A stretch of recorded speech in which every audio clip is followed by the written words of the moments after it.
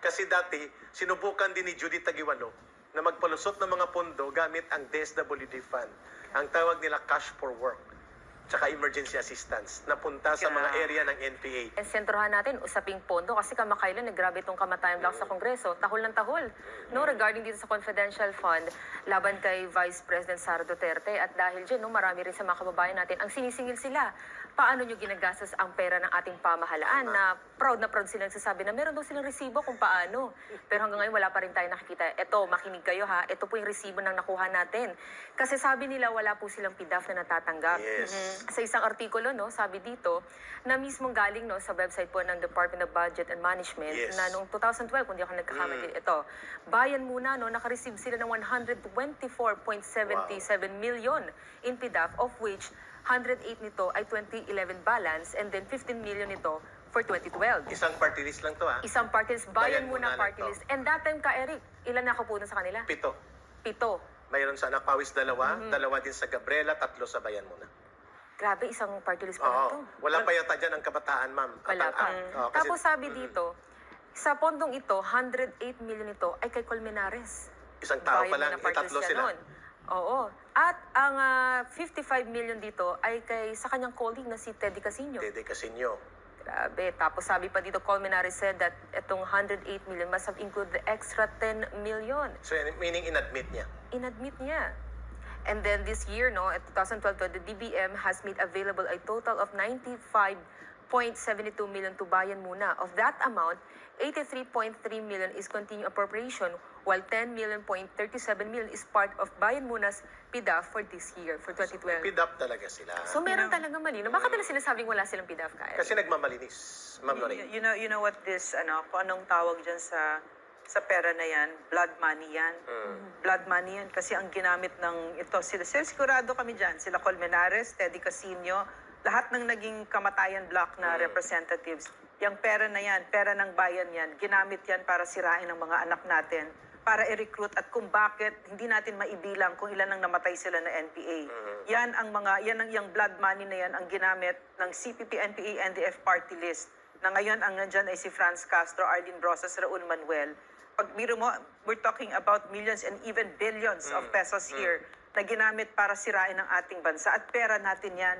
Sinira nila yung mga anak natin. Correct. And these are, itong mga minensyon ni Ina na yan, unliquidated yan. Ibig sabihin, hindi nila kailangan mag-explain sa atin kung saan nila iginastos yon. Pero hindi natin kailangan ng explanation kasi alam natin kung saan nila ginamit ito. Yes, ma'am. Yeah. Miss Ina, klaruhin natin. Una, they are denying na may PDAP sila, ma'am. PDAP is pork barrel.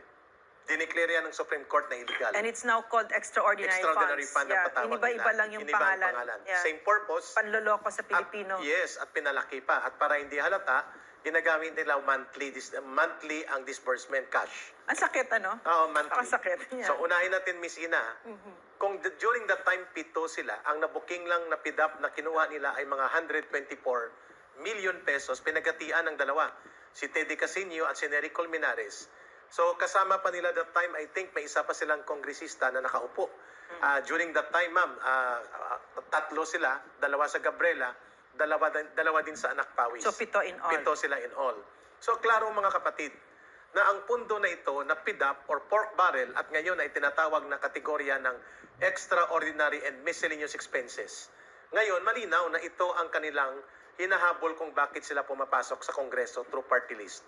Number 1, ito po yung pondo na ginagamit sa pangbili ng bala, armas, bomba upang patayin ang mga sundalo at pulis ng ating bansa.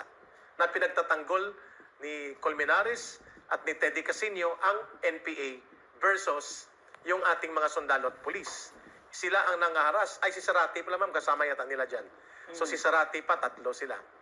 Ibig pong sabihin, mga kababayan, there is a very clear conspiracy now on the part of the CPP, NPA, para linlangin ang mamamayan. Imagine, ginamit yan, inadmit niya, sabi niya kasama dyan ang 10 million na continuing fund. Whatever it is na Colmenares, magpaliwanag ka ngayon sapagkat 1 taon lang ang nahuli sa inyo or 2 taon lang ito. 2011 and 2012. Eh, nandyan po sila sa Kongreso, mga kababayan, Ma'am Lorraine, Miss Ina, since 2012.